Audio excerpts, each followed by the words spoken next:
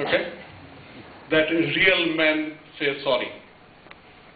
A lot of young professionals, as they grow up, particularly when they are armed with MBA degrees from leading educational institutions, think that it is below their dignity to say sorry.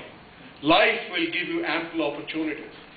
And when you say sorry, you'll be surprised how quickly you can bridge the distance between the head and the heart. Learn to forgive yourself. I have made many mistakes in my own life, and some of those mistakes I've been open and candid about in this book, particularly in handling my midlife transition. When I was telling you about this time comes in your life when you are trying to move from who you are to who you are meant to be. You don't know who you are meant to be. And you make mistakes. So when you make mistakes, you need to move on from that. And you need to learn to forgive yourself. So it's not just you should be happily willing to say sorry to others, but you need to also learn how to forgive yourself. And last but not the least, this is for all of you overachievers here. Self-doubt is normal. Times will come, you have your own projection, and I have my own projection. We have our own idea about success. We have our own image that we see in the eyes of other people. But when the lights are off and we are denuded of all of the entrapments, you have moments of deep self-doubt. Once you have that self-doubt, you begin to think that, is this the real me? Is it even okay to have self-doubt? The point is, there is no overachiever in life who will not go through periods of deep self-doubt. Even Mother Teresa went through a period of deep self-doubt.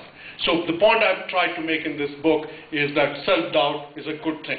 Because those of you who would read a man called Otto Scharmer, who's written a very well-read book called Theory U. I recommend at suitable time you should read the book Theory U.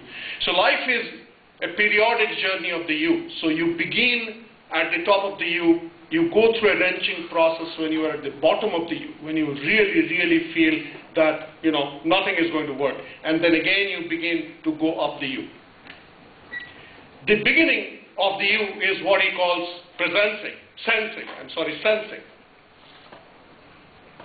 That is when you are sensing the entire world around you. All your senses are fully engaged. And a time comes when you slide down, and at the bottom of the U, you go down. You think that it is a bottomless pit, and finally you fall at the bottomless pit, and then you give up trying to fight the urge to climb out of the U. You give in, and at the bottom of the pit, you go through what he calls presencing. So from sensing, you go to presencing. When you have presencing, the mind is so calm that you can hear the drop of a water. You can hear a drop of water fall on the stillness. And that is the time when from that stillness, answers will just jump out. No amount of reasoning, no amount of SWOT analysis, no amount of discussion, debate, groupthink would give you the answer. But in that moment of quietness, the answer will become apparent. And from that point of presencing, you begin your journey where you are again on the top of the U, where you are in a state of realizing. So presencing, sensing, presencing, and realizing. And life becomes a series of the journey of the U, so to speak. So when you are at the bottom of the pit, just before you are actually at the bottom of the pit, not so much at the bottom of the pit, you will have moments of serious self-doubt. Who am I? Why am I here? Should I not be doing this? When you have that moment of self-doubt, think of this evening and remind yourself that I told you that it is perfectly legitimate and it's your birthright. With that, here is the capitalist statement. Please read the book by buying it.